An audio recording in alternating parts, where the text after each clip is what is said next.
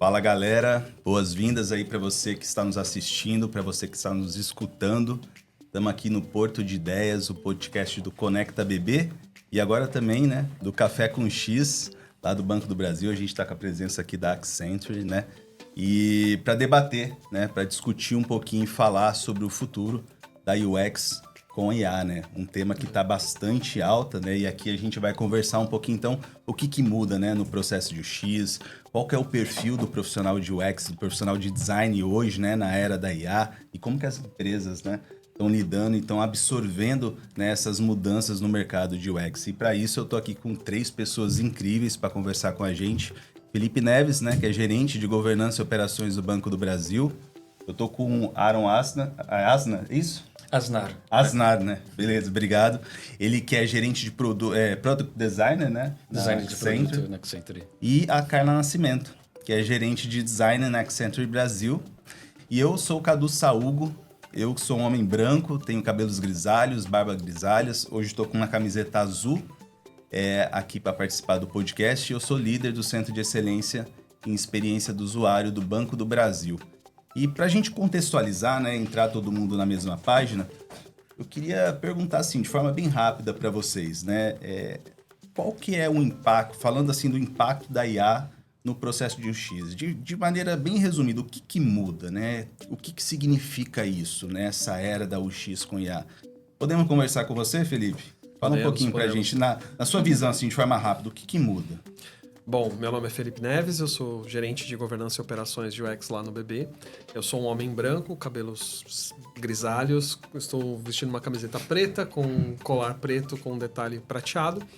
E vamos falar sobre essa mudança, né? Quando a gente fala em UX e IA no UX, a gente está falando geralmente de processos ou serviços que utilizam IA e que apoiam a execução na execução da disciplina ou elas transformam a execução da disciplina, né? Então, quando a gente está falando de IA na UX, a gente está falando basicamente de coisas que a gente não consegue fazer como designer, que a gente, antigamente, a gente diria que não seriam possíveis e agora são, né? Então, existem casos como, por exemplo, o Google Halo, que ele faz uma possibilidade de junção de várias ilustrações para montar personagens na casa dos milhões. Eu não posso ter um designer fazendo isso ou um grupo de designers. Então, ele não só potencializa a execução, mas ele traz um novo campo. Existe um campo que hoje se fala em UX, mas tem o AX, não sei se vocês já ouviram falar, né, que é o Agent Experience, né, que são, na verdade, as experiências transformadas pelos agentes, né? Quando os agentes passam a ser estruturas que vão fornecer, como, por exemplo, serviços ou como assistentes pessoais, na verdade, eu não produzo conteúdo mais para o usuário acessar, eu produzo conteúdo para o agente acessar e ele vai fornecer essas informações. Então, ela é mediada por esse processo. Então, quando a gente fala de IA na UX, a gente está falando disso, de potencializar, de aumentar a velocidade, de escalar ou de transformar a prática de UX. Então, assim, uma visão, Cadu e pessoal, em relação a isso. Bem legal aqui na fala do Felipe, ele já traz aí bastante coisa, né? Pontos que a gente vai discutir bastante. Essa questão da velocidade, a IA não como uma substituta, mas como uma parceira, né, ali crucial no processo de UX. Né? E também essa questão, né, não mais de pensar só em desenhar interfaces, né, mas sim as interfaces que a IA vai precisar para interagir com o usuário, né? É o desenho da interação da IA. E você, Carla, fala um pouquinho pra gente, essa questão da IA dentro dos times de design, o que está mudando, né, na tua visão? Perfeito. Primeiramente, é um prazer estar aqui com vocês. Eu sou a Carla Nascimento, né? Hoje eu estou vestindo uma blusa listrada, listrada com vermelho, azul. Tenho um cabelo curto, assimétrico, sou uma mulher branca. E eu concordo totalmente com o que Felipe trouxe, só para provocar uma ótica diferente, né? Quando eu penso em IA e UX, empoderar mais o papel do UX em sair da tela, né, e trabalhar mais o senso crítico, de empatia, mais tempo para estar realmente envolvido no problema, né, e deixar a IA automatizando ali coisas que antes tínhamos que fazer com mais tempo e ter que se dividir, participar de reuniões importantes, entrevistar, ir a campo. Então, sair da tela em rumo ao mundo aí para resolver problemas. E, gente, isso que a Carla falou é muito legal, né? Porque a IA, ela acelera o nosso processo, né? Então sobra tempo, não sobra? Sobra tempo para a gente se dedicar naquilo que importa, naquilo que gera valor de verdade. Então existe muitos estudiosos, né, artigos que falam que o designer hoje ele tem mais tempo para focar em coisas que geram mais valor, como por exemplo motion design, né, focar em métricas de negócio, né, olhar um pouco mais para o roadmap ali de produto, né? Então isso é muito bacana. E você, Aaron, você que é um designer de produto, né, ali no dia a dia, o que para você mudou? Bom, primeiramente, prazer estar aqui com vocês. Eu tô vestindo uma camisa azul marinho, sou um homem branco e cabelos pretos. Eu acho que o que é importante de dizer na IA, no processo de UX, é que além de acelerar e incluir ela dentro do nosso processo, ela pode servir como um copiloto, você usar ela como ferramenta de trabalho, né?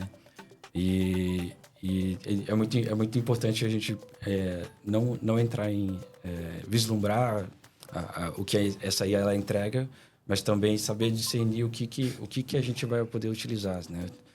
Se a gente vai utilizar algumas versões, se a gente vai mandar ela fazer novamente, né? Então não cair numa primeira só. Então acho que a IA ela vai acelerar sim, mas é importante a gente saber bastante usar como usar essa ferramenta para otimizar o nosso trabalho. Esse é um outro ponto que eu gosto bastante, que é assim, velocidade versus qualidade, né? Tem um desafio, não tem? Porque a IA hoje ela traz essa velocidade para fazer as coisas. Hoje a gente consegue prototipar uma interface de forma muito mais rápida, construir vários MVPs ao mesmo tempo. Mas e a qualidade disso? Então traz também um encargo, né, para o designer, né, para o processo de UX, que é ter que garantir se a IA está entregando coisas de qualidade de fato. Muito massa, gente. Então vamos aprofundar um pouquinho essa discussão. Vamos entrar no... Já que a gente está falando, né, do processo de UX, então vamos entrar no processo de UX de fato. E agora eu vou trazer aqui uma pergunta até meio provocativa, né? Mas se a gente executasse o processo de UX como a gente executava lá em 2020, seria correto dizer que a gente já está atrasado, né? Hoje o processo de UX mudou de fato ou ele evoluiu com o apoio da IA? Eu queria conversar um pouquinho isso com vocês. Eu acho que a gente pode conversar aqui pelo Aaron, então. Continua falando um pouquinho dessa questão que você trouxe, né, da velocidade de entrega, né, da IA como auxiliadora nessa etapa aí de ideação, prototipação. Como que você vê isso dentro dos times? Perfeito. Eu acho que pensar como a gente fazia isso em 2020 mudou bastante, né? Felipe tinha falado desse processo de acelerar a ferramenta. Eu pensei logo numa coisa que eu fazia e levava muito tempo. De cortar o cabelo no Photoshop.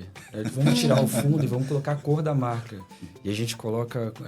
enfim, isso levava bastante tempo.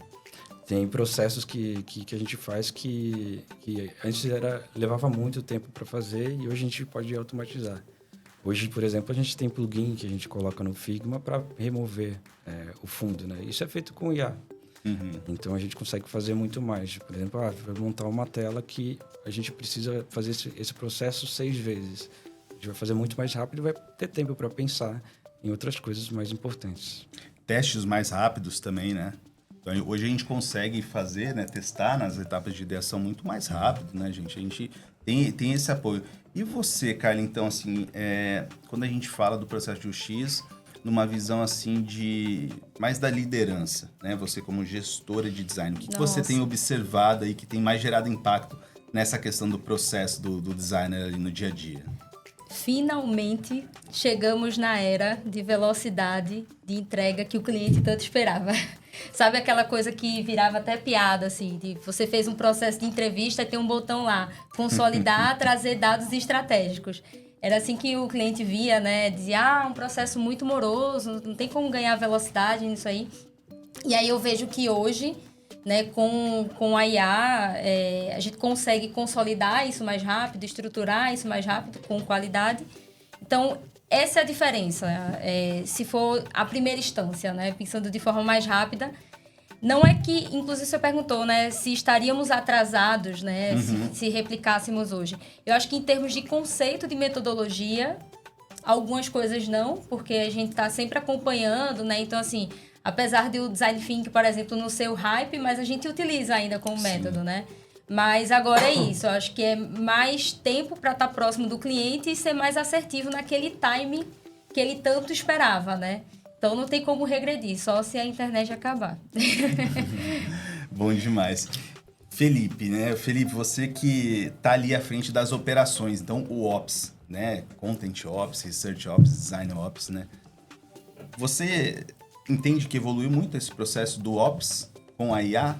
Então, o processo que roda lá em 2020, quando a gente falava em Ops, é diferente do Ops de hoje? Fala um pouquinho como que tá essa operação com o advento da IA. É interessantíssimo isso, porque quando se fala nessa abordagem de Ops, é uma abordagem também recente, é por volta de 17, 18, né, que a gente começa a falar em operações. E aí, para quem não conhece, né, Design Ops, operações de design, a gente fala sobre isso para tentar aumentar a escala do design, né? A gente trabalhar para melhorar a vida dos designers, para eles executarem as atividades que eles foram contratados para fazer. E a gente retira esse fardo que a gente vê que, obviamente, dentro, especialmente em empresas, grandes empresas, né? O que a gente chama de Enterprise UX, é o que a gente tem. Então, a gente tem Research Ops, são operações de pesquisa. A gente tem Content Ops, são operações de conteúdo, que envolve o UX Writing e outras questões. Quando a gente fala sobre isso, me vem à cabeça uma frase do Dylan, que é CEO da Figma, que ele fala que a IA vem para baixar o piso e elevar o teto. Porque, basicamente, ela torna mais acessível a entrada das pessoas, mesmo pessoas que não são designers, para ter contato com aquilo que a gente faz, mas ela eleva o teto. Significa que quem faz, o designer profissional, o ex-designer profissional, o ex-designer profissional consegue fazer mais. Então, quando a gente fala hoje, a gente fala em velocidade, mas eu queria falar de qualidade. A qualidade das entregas, ela é potencializada. Então, quando a gente fala, por exemplo, em research, a gente tem hoje, por exemplo, a possibilidade... Eu não vejo mais profissionais falando, vou fazer uma pesquisa, uma avaliação de mercado, análise de sentimento, transcrição de entrevistas na mão. Né? Então, essas atividades são totalmente... Assim, é totalmente impensável hoje fazer isso sem IA. Mas a gente tem, por exemplo, as personas sintéticas, que são uma forma nova de tentar traduzir de maneira inicial, né? A gente não substitui a persona sintética pelas entrevistas humanas, porque tem vieses, tem uma série de questões envolvidas, mas assim, ele permite que a gente saia do processo de ideação muito mais rápido. A gente chega lá mais rápido. Em Content, imagina a possibilidade da gente traduzir os guias de tom e voz, as regras da empresa e pedir para fazer uma avaliação. E a gente tem feito isso no Banco do Brasil e já estamos fazendo alguns testes que vão potencializar essas entregas. Quando a gente fala em Design Ops, a gente fala na criação, né? Você trouxe o exemplo do Photoshop, mas a gente tem Figma aí trazendo uma série de inovações. A gente tem ferramentas como o Xpilot, a gente tem o Wizard, a gente tem várias ferramentas que estão fazendo com que aquilo que a gente faz, a gente possa fazer melhor. E o grande problema é veloz, mas é veloz para quem sabe usar a ferramenta. Exato. E aí tem um monte de outros pontos que provavelmente a gente vai discutir aqui, né? Que vai falar, mas e a qualidade? Se eu tenho uma pessoa profissional operando, a qualidade ela é diferente. Então, o que mudou? Mudou tudo. Em governança, a gente consegue analisar mais dados, eu consigo ter mais insights, eu consigo analisar um volume maior de dados, eu consigo ter mais base para fazer os guardrails. Então, assim, a nossa profissão está num momento muito bonito, né? Porque a gente está num momento de revolução. E essa revolução, ela conta com essa parte da desmistificação, né? Para a gente entender o que a gente tem. E também a operacionalização, né? Que é o que a gente tem feito no dia a dia. Isso é muito legal, Felipe, isso que você trouxe, né? O Felipe trouxe até alguns exemplos ali, né? De ferramentas de suporte, né? Nas operações de Ops. E fala um pouquinho pra gente, Carla, Aaron, né? Na Accenture, né? Eu acho que o pessoal quer saber, né? Alguns exemplos de ferramentas ali dentro do processo X. O que vocês mais estão usando para acelerar a entrega com qualidade, né? Dentro ali do processo X. Pode ser etapa de ideação, etapa de prototipação. Como que a Accenture tem trazido essa questão das ferramentas de apoio para o designer no dia a dia? Eu vou trazer o viés estratégico e o Aaron vai complementando aqui, porque... a gente começou uma série de treinamentos como empresa, de modo geral, independente de designer, dev, que é sair da abordagem de revolução de IA, que é, vou otimizar tudo, vou colocar IA em tudo, para ser a reinvenção, né? Então, são 3 pilares ali que a gente vem trabalhando bastante com o time, que é reinventar o trabalho em si, a forma como a gente faz as coisas, remodelar as ferramentas de trabalho, então eu já não uso mais o Figma da mesma forma, e reinventar o seu papel dentro desse processo como um todo. Eu deixo de ser puramente o designer para ser um designer com um pensamento sistemático, né, com o uso de IA. Então, acho que o primeiro ponto, uma série de treinamentos, principalmente não só para fazer com que as pessoas dominem IA, porque isso, independente da empresa, isso já está acontecendo, mas que tenha um uso consciente, seguro com as ferramentas. Então, um dos pontos, além das ferramentas que a gente já tinha ali como Copilot, né, da Microsoft, foi desenvolver a nossa própria aplicação de IA, né, que é o Amethyst, que ele nasceu como um chat GPT e hoje a gente já consegue criar os nossos próprios agentes com base em conhecimento da empresa, né? Tem um portal lá de treinamento sobre tudo com IA. Ele consegue puxar materiais, né, de indústria, que é uma coisa que a gente olha bastante. Consegue puxar também. Tem vários agentes lá dentro. Então, acho que o primeiro passo, antes de se aprofundar em qualquer ferramenta de design, que eu estou gostando bastante, é essa reinvenção dos agentes. Não use para qualquer coisa, use de forma estratégica, em que você ou vai ser uma pessoa incrementada com um agente, né, com a IA, ou você vai pensar realmente em uma tarefa estratégica que vale substituir totalmente o humano por uma IA. Muito bom. Isso é fantástico que a Carlinha falou. E é base para o que a gente faz e sempre quando a gente pensa em IA dentro da empresa. Então, sempre trabalhar com ética. Todos os treinamentos que a gente faz de IA não é só para a gente performar melhor usando as IAs disponíveis, né? Mas sim para a gente usar da melhor forma, com segurança, com ética. Passando essa parte básica que a gente tem as ferramentas que a gente utiliza como Copilot e tem as ferramentas que a gente utiliza por padrão, mas ativando a IA, o poder da IA. Então, por exemplo, o Figma a gente tem UX Pilot, a gente pode usar, a gente pode utilizar também outras ferramentas que tem IA dentro das ferramentas que elas têm esse suporte técnico lá dentro, né?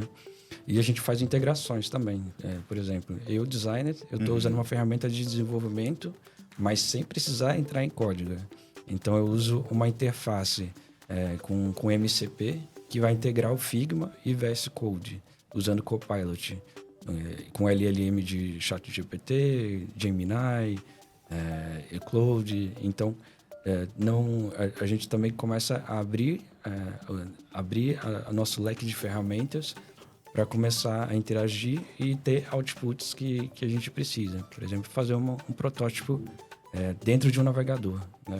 Coisas que a gente precisava antes de muito mais tempo e integração com vários times para a gente chegar num protótipo para fazer um teste básico, né? Então, isso a gente consegue fazer lá dentro com mais velocidade, sempre fazendo integrações. Não, muito legal. E, gente, vocês já trouxeram aí coisas que eu gostaria, então, da gente abordar agora, né? Mas antes, você que está nos acompanhando aí, já ouviu algumas siglas, algumas ferramentas, né? Você falou em MCP, né? É uma sigla também que está bastante em alta, é um protocolo de contexto, de comunicação entre as IAs e as aplicações, né? Então, procurem saber o que é, porque isso é bem importante. Mas eu vi que a Carla já trouxe na fala dela, você também um pouquinho, que a gente já está falando uma mudança de perfil do profissional, né?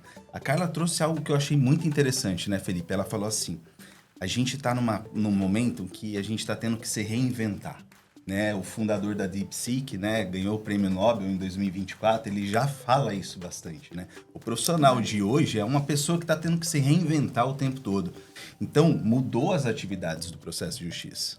Mudou o perfil também. E vamos falar um pouquinho disso agora? O que mudou no perfil do profissional? Quem é o profissional de UX de 2025?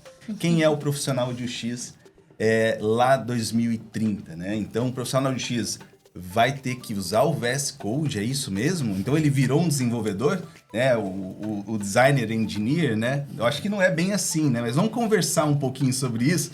Então, eu queria começar por você, Felipe. Fala um pouquinho. O que muda no profissional de UX hoje?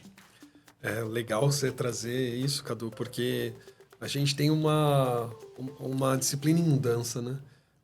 Então, assim, o Cadu trouxe esse perfil, a Gardner fala do UX Engineering, né? Que é esse profissional que ele tem um contato muito mais próximo com a engenharia, com o desenvolvimento. E a gente vê que o profissional de UX, eu sou das antigas, então a gente fazia muita coisa na mão, eu fazia coisa em prancheta no início da minha carreira. Hoje é impensável a gente fazer isso. Eu também desenvolvi no início da minha carreira. Na época que eu era webmaster, o Cadu deve lembrar. Sim, já fui também. Webmaster, web designer. A gente utilizava Hotdog Pro ou Notepad para fazer sites. E quando veio o What You See is What You Get, que assim, eu vejo o código e eu vejo na interface, foi uma revolução.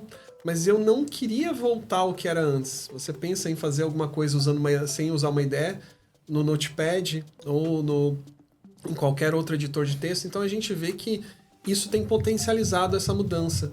Mas esse profissional que ele está se transformando agora é um profissional que ele vai precisar ter muito contato com uma possibilidade enorme e muitas informações ao mesmo tempo. E saber prompt engineering, né, que é a forma, como é que eu vou construir prompts, é base, mas eu tenho que ter senso crítico, né? Então, senso crítico, eu acho que é uma das competências que a gente vai ver sendo desenvolvidas por esse profissional, essas pessoas que estão vindo por aqui. Mas o profissional de UX que está vindo agora, ou que está se formando, ou que está começando a carreira, ele tem uma oportunidade de ter mais contato com todo o ciclo de desenvolvimento de produto, e é por isso que ele precisa aprender a falar um pouco da linguagem de negócios, é por isso que ele precisa aprender a falar um pouco da linguagem do engenheiro de software, ele precisa falar sobre produto. Então, esse profissional que hoje a gente pensa, ele é um profissional que é o designer.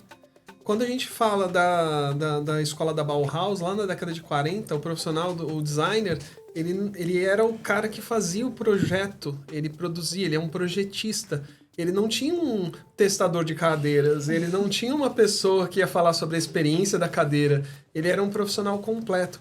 E eu acho que como disciplina a gente está voltando àquele ideal que o profissional ele tem que transitar entre diversas áreas, porque ele é um projetista. Então, qual é o futuro profissional? Eu vejo esse retorno ao projetista, aquele que projeta soluções, independentemente das ferramentas.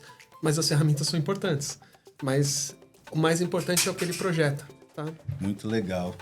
Cara, quais outros skills você entende que o profissional, quem está investindo hoje na área de UX, ou quem está nesse mercado e está querendo, né, entrar, então, se aperfeiçoar no modelo atual do processo, quais outros skills você entende que é importante para o profissional hoje?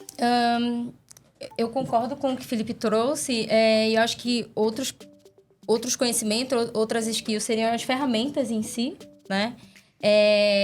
Entender que o prompt ele é mega importante, mas eu preciso entender também em que momento a IA está, quais são os avanços, para que eu realmente consiga direcionar qual é a ferramenta, qual é a IA que eu vou usar para aquela determinada tarefa.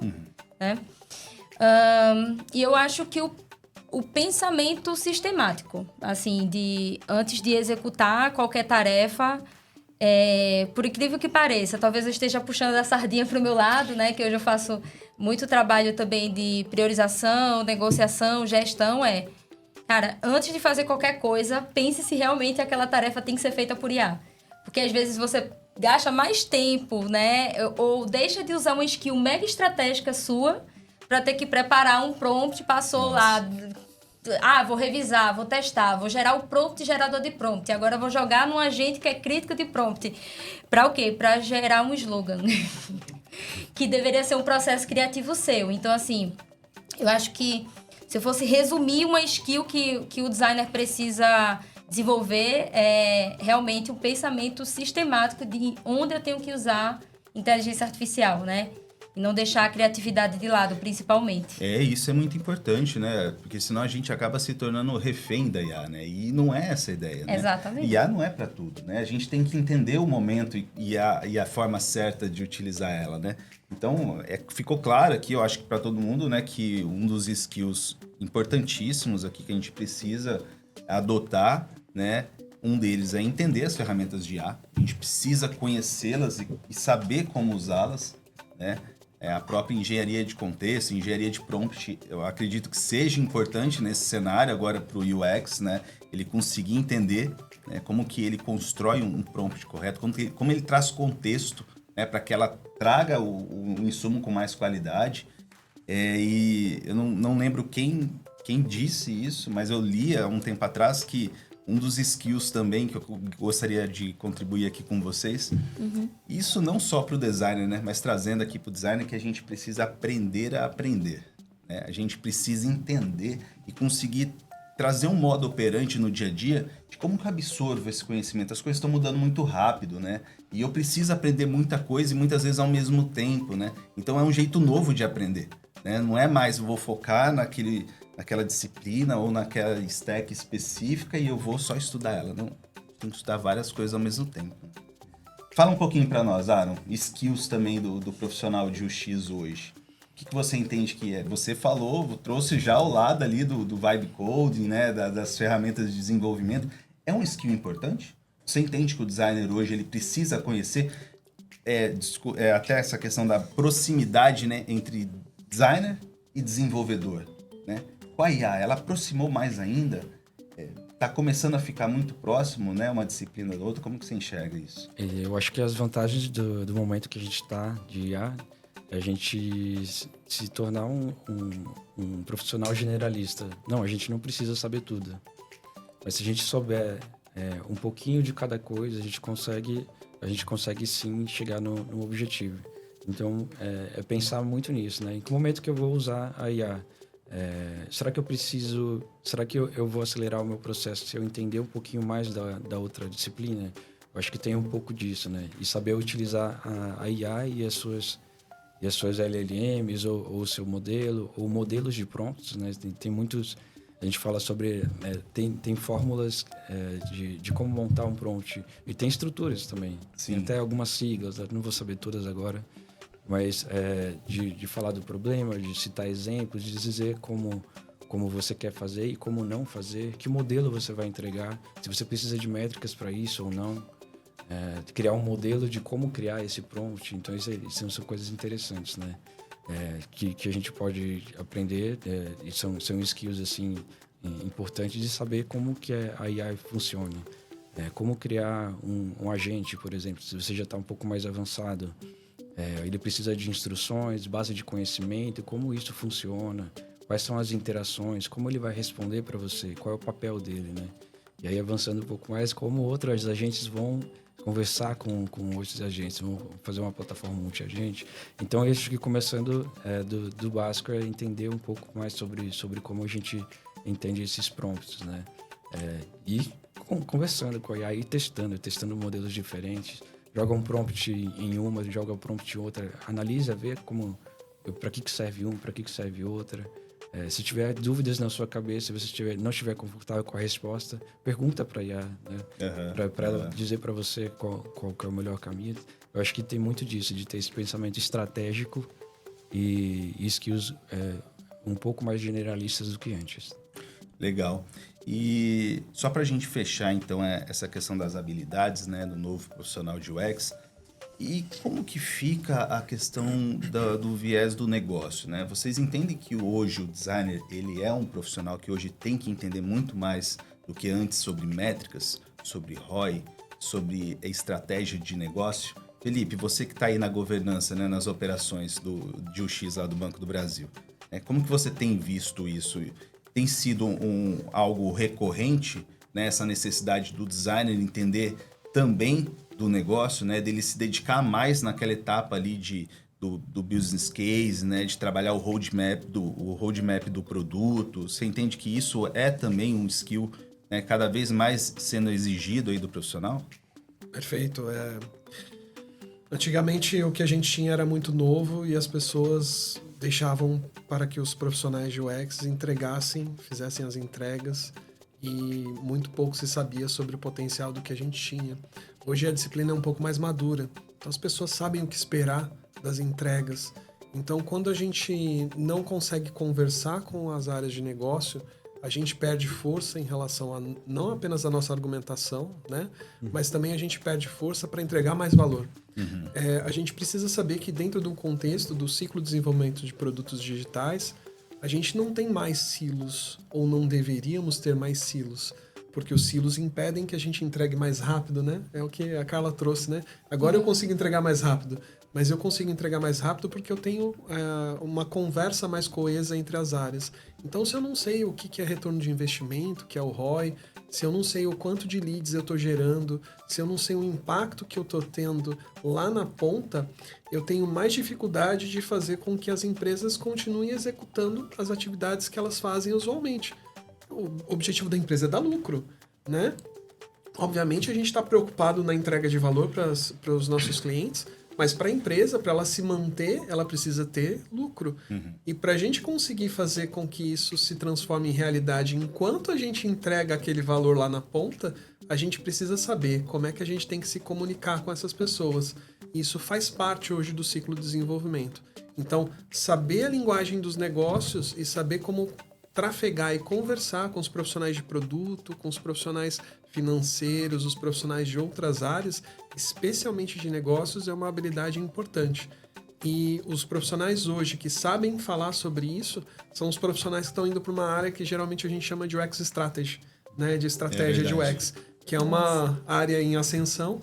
E a gente recomenda para você, estude, avance, porque isso tem um impacto importante, não só no que você entrega, mas também impacto importante lá na ponta para as pessoas que estão recebendo aquela entrega de valor. Então, sim, a parte de governança a gente tem tentado influenciar para que as pessoas entendam, mas a gente já vê no mercado que há uma mudança. Cada vez mais profissionais estão entendendo e tentando falar essa linguagem de negócios.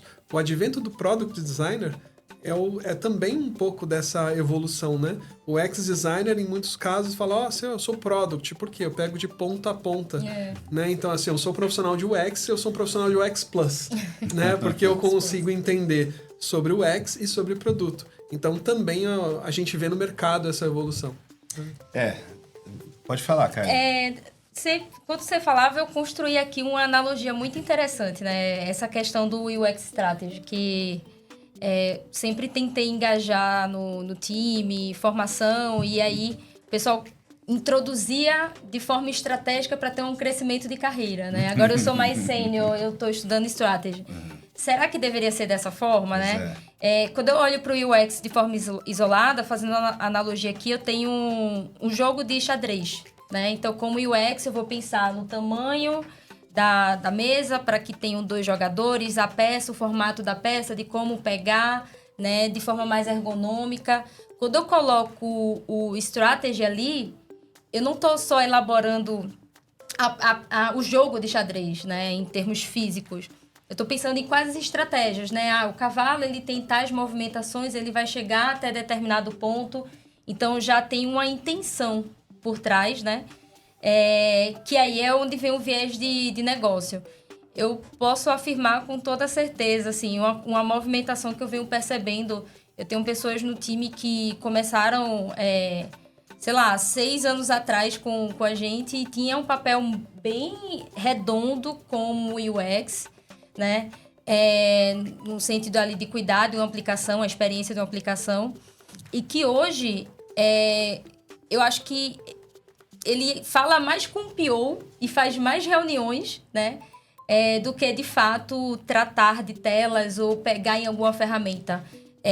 Tem muitos projetos nossos em que o UX designer, ele tá como um PO shadow ali, sabe? Sim. O PO tira férias, quem substitui é o designer. Sim. Será que isso é realmente muito errado? Não, o que eu percebi é que para as pessoas que já têm um apreço, um perfil de se aproximar do negócio, eles viram uma oportunidade de dizer, não, isso aqui eu consigo executar no paralelo, eu vou lá e utilizo o meu técnico, a minha experiência e o senso crítico para revisar e ajustar, mas eu vou ter mais tempo para estudar a indústria, estudar o setor e dominar técnicas de negócio, de priorização, métricas e ajudar quem está ali na ponta decidindo sobre o produto. Então, para mim, é uma movimentação muito inteligente, né? E aí eu acho que independente do quanto você quer estar próximo do negócio, ao ponto de assumir esse papel, por exemplo, domine a indústria, o setor que você está trabalhando, estude mais, entenda do negócio, porque, na minha visão, é um dos pontos que vai ressaltar ali a capacidade humana do designer. Experiência de mundo casando com o meu conhecimento, né? Como é que eu vou levar isso ali para uma decisão de priorização junto com o PO, enquanto tem um IA executando uma tarefa mais mecânica, por exemplo.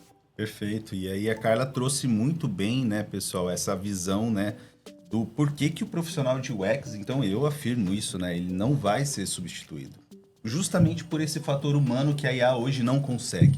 Tomar decisões, né? Ser empática, né? Ter essa visão de negócio, saber decidir as coisas, né? Então, o profissional de UX hoje é um profissional que hoje tem essa capacidade, né? Adquirir esses conhecimentos, esses domínios de conhecimento, como de negócios, por exemplo, para tomar decisões assertivas, né? Qual é o melhor caminho para o usuário, né? Qual é a melhor solução, né? Então, a IA tem essa questão de conseguir fazer as escolhas muito bem, né?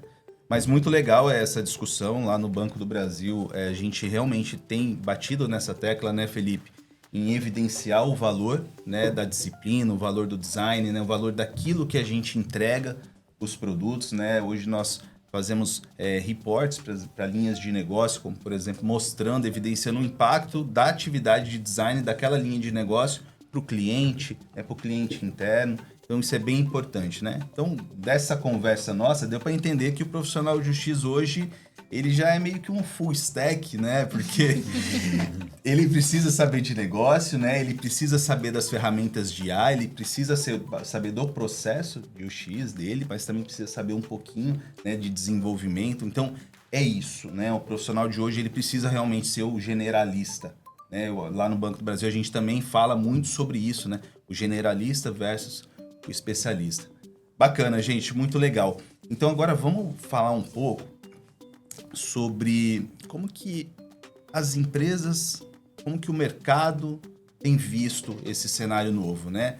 Das atividades do processo de UX, né? Do design com o advento de IA, né? Como que eles têm recebido isso? Eu li um artigo do Nielsen, né? Do Norman Nielsen, recentemente, que parece, né, de 2023 para cá, houve um recuo, né, nas vagas de design, né? A gente já não tem mais visto.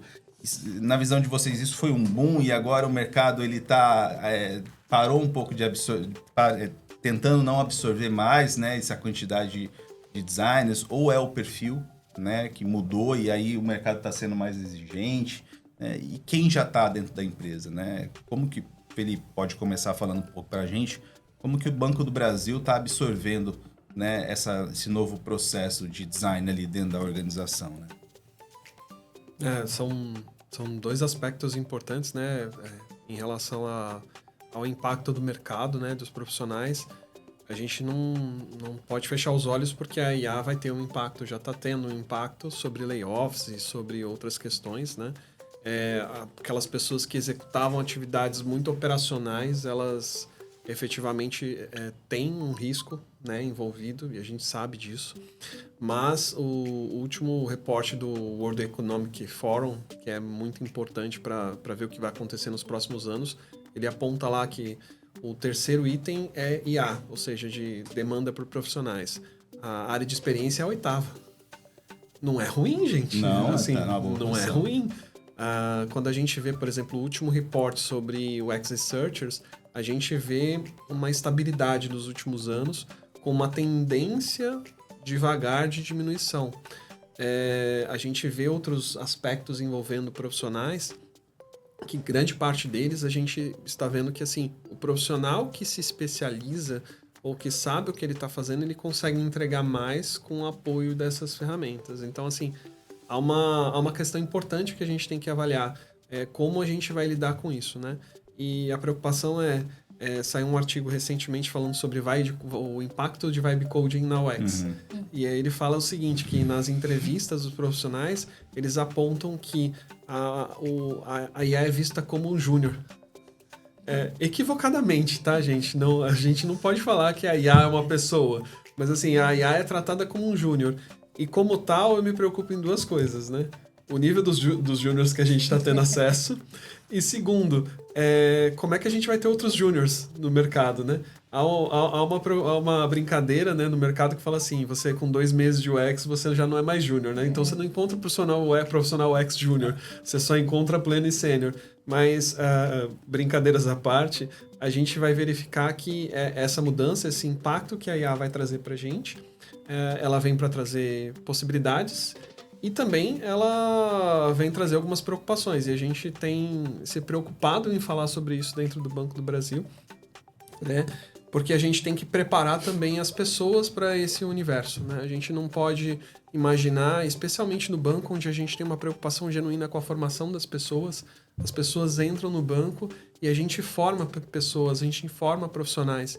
Então, quando a gente está falando dessas nossas políticas, a gente tem feito trabalhado com atividades que envolvem proficiência, atividades que envolvem a promoção de metodologias, a promoção de técnicas, mas especialmente a gente tem uma preocupação de trazer para esse nosso contexto dos profissionais uma formação que ajude para que a gente utilize essas novas tecnologias respeitando os valores da empresa, respeitando aquilo que a gente quer ser, o valor que a gente quer gerar para os nossos clientes.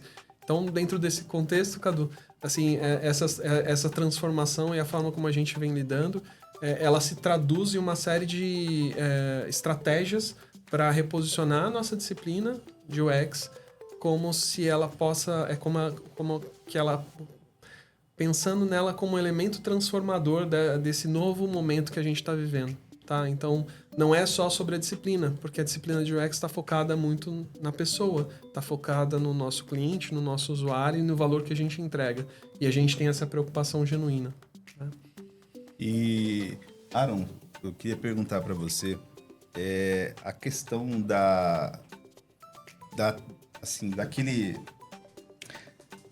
do risco, né, que incorre, né, entregar coisas muito rápido, né, e muitas vezes, né, as empresas, os POs, os PMs entenderem aquilo como uma validação, né, velocidade versus validação. Você acha que ainda tem esse impacto, né, um risco da gente conseguir entregar muito mais rápido, mas aquilo se tornar, né, a verdade, o artefato final? Como que você entende isso? Isso é um movimento perigoso, né? De a gente, por exemplo, no processo de pesquisa, a gente colocar as respostas dessa IA, ou ela fazendo o contexto e ver isso como verdade, né? Eu acho que a gente precisa que o profissional que está ali na ponta, que ele analise essas respostas antes de passar isso para frente, né? Então, acho que é um pouco disso. A questão dos dados sintéticos também, né? E versus o usuário real, né? Então, tem um risco, né, Carlos? Você entende que tem esse risco de você apoiar pesquisas apenas em dados sintéticos, né? E tornar aquilo a verdade, né? E às vezes acabar entregando algo baseado numa informação que não teve uma passagem por usuário real. Como que você enxerga isso? Eu concordo com o Ari em relação ao movimento perigoso, principalmente para o formato que o Desk Research vem sendo abordado, assim, né? Antes, quando tem um projeto ali em que a gente vai executar uma primeira fase de Desk Research para um entendimento preliminar. As pessoas faziam bench, analisavam os riscos do setor, né? A gente vai tratar do usuário, mas antes de entender o que o usuário vai trazer, vamos pesquisar na internet dados ali em relação a esses usuários, classe social, né, o que consomem, como reclamam, né, nas páginas. E hoje em dia tá todo mundo enviesado em abrir o ChatGPT e perguntar e coletar informações. E caso ninguém tenha visto, ele só existe, né? A IA, ela erra, né? Então, o que mais acontece é criar dados fictícios, informações, né, que, na verdade, vêm de uma fonte, mas que a IA trouxe em um viés totalmente diferente. Acho que o primeiro ponto é não usar simplesmente a IA, seja qualquer ferramenta, como fonte de pesquisa, né? Eu ainda sou, não sei se isso é ruim, mas assim, mais tradicional em relação às fontes de informação, né? Quando se fala de pesquisa na internet também. E quando a gente vai para a parte de consolidação, né? De entrevista. Porque a gente acabou de falar que o designer ele precisa estar empoderado com a visão de negócio. E se você vai e executa um trabalho de entrevistas ali com amostragem, em que você já está otimizando porque está usando uma IA para transcrever, mas aí você vai e joga tudo aquilo ali. Agora eu vou pegar a massa e vou jogar puramente em outra ferramenta de IA para que ela me traga alguns dados bonitos para apresentar num painel lá para a liderança ou para o cliente. E você não consumiu nada daquilo, né? Tem pesquisa que já mostra, né? Fizeram um teste lá com 2 grupos de universitários em que um grupo iria resolver determinada equação sem utilizar IA, eles tinham que ir sem internet, sem nada, em conjunto com o conhecimento deles, resolver a equação, e com o outro, disseram, não, vocês podem usar IA, usa o ChatGPT, eles usaram. Um mês depois, o pessoal foi lá e perguntou, vocês lembram como vocês resolveram esse problema? E só o grupo que não tinha usado IA, né, ChatGPT nem nada, é que sabia, não, a gente foi por aqui, errou, testou, tentou por outro caminho e acertou. Então, assim, eu acho que o primeiro ponto é não peguem as massas de informações e joguem em aplicações sem, de fato, consumir. Perfeito. E isso, né, faz um filtro. E, assim, é importante para você, como designer, né, ter o domínio daquele dado que você está tratando. Quando você leva, por exemplo, entendi, eu queria levar um conceito para o cliente de como seria aquela tela, aquela aplicação e tal. Eu vou rodar a primeira vez, sai uma tela linda, eu vou lá, mas eu não analisei em termos de acessibilidade, de funcionalidade. Será que era isso mesmo que eu queria traduzir? E mesmo que você chegue numa tela até mais assertiva, né, de sinalizar, olha, isso aqui ainda continua sendo um protótipo, né? É uma validação mais rápida, ou eu quero mostrar para você como ficaria uma aplicação, né? Mas tem um trabalho que eu estou revisitando e tudo mais. Então, acho que ter a consciência de que não é porque saiu da IA que nasceu pronto. É verdade. Né? Isso eu acho que é o principal diferencial hoje, né? É o profissional que sabe fazer isso, porque isso é muito importante, né? A gente ter um contexto, um embasamento daquilo que a gente está fazendo com... Critérios, né? Critérios, exato. A gente tem que ter critérios para essas coisas. Legal, gente. Assim, ficou muito claro que o processo mudou, né? O profissional de UX hoje realmente já não é o profissional de 2020, né? Hoje a gente teve que se reinventar, como a Carla disse, né? A gente está precisando ser mais ágil, né? Novas ferramentas, novos conhecimentos, a gente tem que explorar mais, né? Tem que usar de mais de skills, né? Os power skills, né? Para conseguir se posicionar melhor dentro dos times, dentro das empresas. Então, realmente é um cenário diferente, desafiador, mas que empolga, né? Eu, particularmente, me empolgo bastante com o cenário atual do design, o cenário atual que a IA está trazendo para dentro da nossa disciplina. É um cenário que, de alguma forma, chacoalha a gente, faz a gente sair, né, da nossa zona de conforto, experimentar coisas novas. Então, isso é muito, muito bom mesmo, traz, assim... Uma visão, né, diferente para a nossa atuação.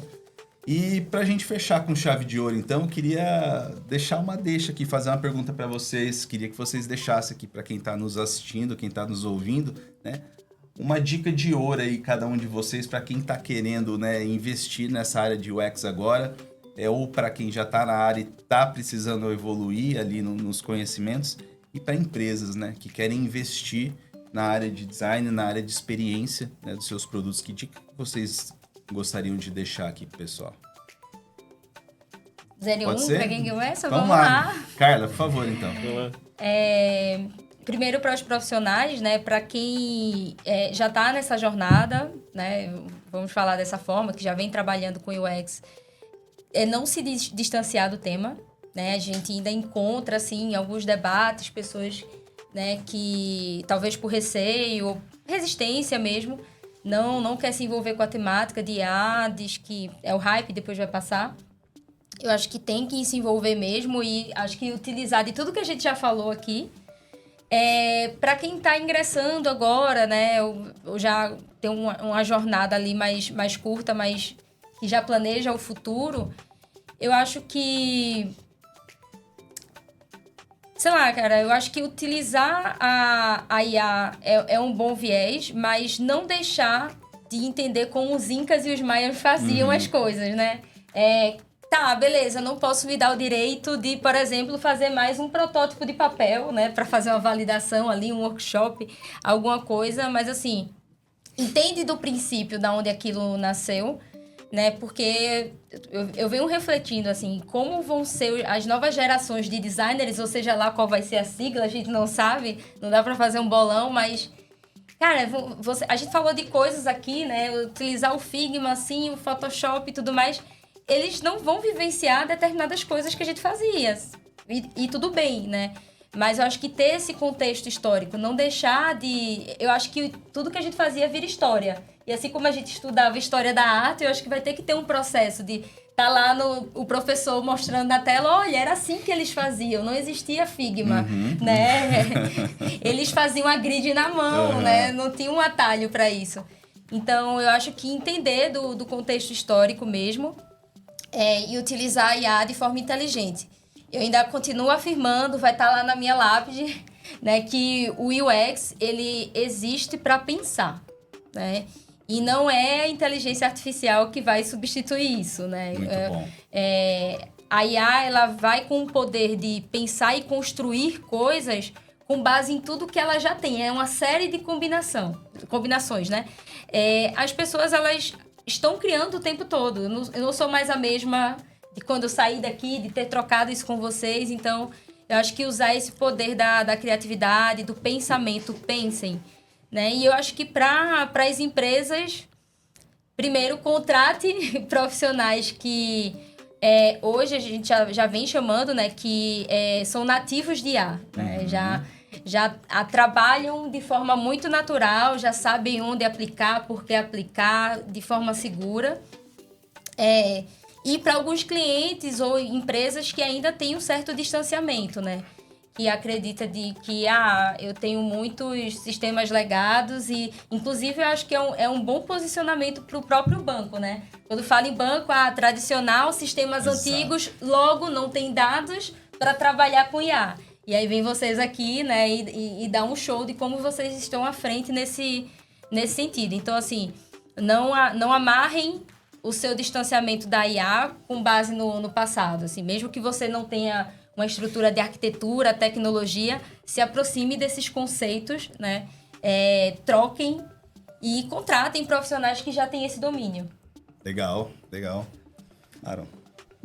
Eu acho que aí ele falou bastante do que eu ia falar. Mas, resumidamente, só para complementar, eu acho que da parte das empresas é continuar capacitando as pessoas nesse assunto, né? E da importância de saber e conhecer essas IAs. O que eu falo bastante com os meus colegas fique atento às releases das ferramentas que você usa. Você usa o Figma, fica atento ao evento que ele está lançando, o que ele está lançando de novo. Porque é aí que você vai saber o que você vai poder fazer com essa ferramenta que você já usa, né? De uma forma diferente. Você pensar de uma forma diferente com a ferramenta que você já tem. E ficar atento também às ferramentas que você pode usar com os programas que você já usa, seja plugins, seja outros softwares também. Então, ficar atento a isso, porque você sabendo desse leque de coisas, você vai poder ter a criatividade de tomar decisões mais estratégicas, mais criativas para você entregar de uma forma melhor. Você tem alguma dica para a galera aí? Como que você se mantém atualizado, né? Você tem algum processo? Que, né, tem um desafio também, né? De manter-se atualizado sobre tudo, né? Tem sim. Eu acho que, resumidamente, são dois. Ou você fica na tela e você vai descobrir sozinho, fazendo pesquisa, ou você se comunica com as pessoas que estão. Então, eu acho que o essencial que funciona muito para mim é sair da tela e conversar com as pessoas. Então, Legal. partir delas que você vai conhecer experiências de que deram certo, do que não deram certo, seja profissionais ou não, sabe? Então, eu poderia falar um leque de ferramentas que dá para fazer, mas as pessoas podem perguntar isso diretamente para a IA também. E é uma coisa que muda todo o tempo, né? Então, o que pode ser muito bom para usar hoje, aí já na semana que vem vai ter lançamento. Amanhã, por exemplo, já tem evento do Webflow, tem coisas novas, depois vai ter da Adobe Max, e aí toda época do ano a gente tem vários eventos de tecnologias que é importante a gente ficar atento. Então, eu acho que, em geral, seria isso. Não vou falar ferramenta específica, porque ela pode ficar desatualizada. Legal. Mas é sempre buscar esse conhecimento. Muito bom. E você, Felipe? Deixa uma dica aí Vou fechar pros com a nossos polêmica. ouvintes. Opa, sempre bom. Próximo sempre bom, episódio, vem aí. Se você é estudante ou você está querendo ir para a área de UX, não estude sobre IA. Estude sobre UX. Estude sobre design. Porque, na verdade, para quem está em formação, a formação hoje em UX e design automaticamente vai trazer toda essa base de IA que vocês vão precisar e vão impulsionar a forma de aprender. Se você é um profissional, né? Se você é um profissional de UX, estude sobre IA. Porque você vai recuperar aquilo que você já conhece e você vai utilizar isso para potencializar, para escalar, para fazer ainda melhor. E do ponto de vista da dica de ouro para empresas é cuidado com o efeito Dunning-Kruger.